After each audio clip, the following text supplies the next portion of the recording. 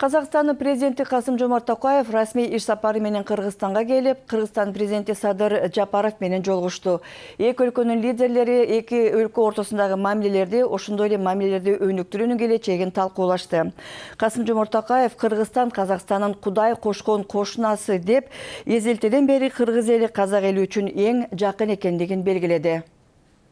Дипломатиялык катнаш орнағанына быйыл 30 жыл толду. Ынтымақтастығымыз стратегиялық серіктестік және одақтастық рухында дамып келе жатыр.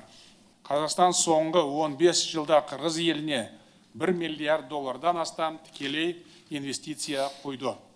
Оның ішінде әлеуметтік маңызы зор жобаларды бар. Жалпы экономикалық ықпалдастықты одан әрі өркендетуге әлеуетіміз жетеді. Кыргыз-казак алакаларында көп учурда чек арада жүк ташкан унаалардын узак учурга кезекте туруп калганы көйгөйлөрдү жаратып келет. Кыргыз президенти Садыр Жапаров соода жүгүртүүнү күчөтүп, жүктөрдү ташууну жеңилдетүү тапшырмасы берилгендигин белгиледи. Өз ара сооданын деңгээлин 2 миллиард акш долларына жеткирүү, биринчи аймактар аралык форумду сапаттуу жана мазмундуу даярдап өткөрүү, Кыргыз-Казакстан ишкерлер кеңешинин ишин жандандыруу, биздин чек аралар аркылуу жүктөрдү алып өтүү механизмдерин андан ары өркүндөтүү жана башка маселелер боюнча милдеттерди койдук.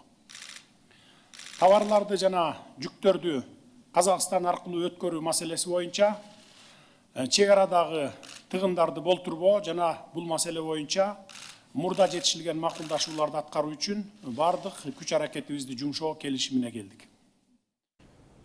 Ошентип Казакстандын президенти Кыргызстанга расмий иш сапары менен келди. Бул жана башка орчундуу жаңылыктарды уюлдук телефон аркылуу интернет сайтыбыздан окуңуздар. Ал үчүн биздин дарегибиз bbc.com /кыргыз.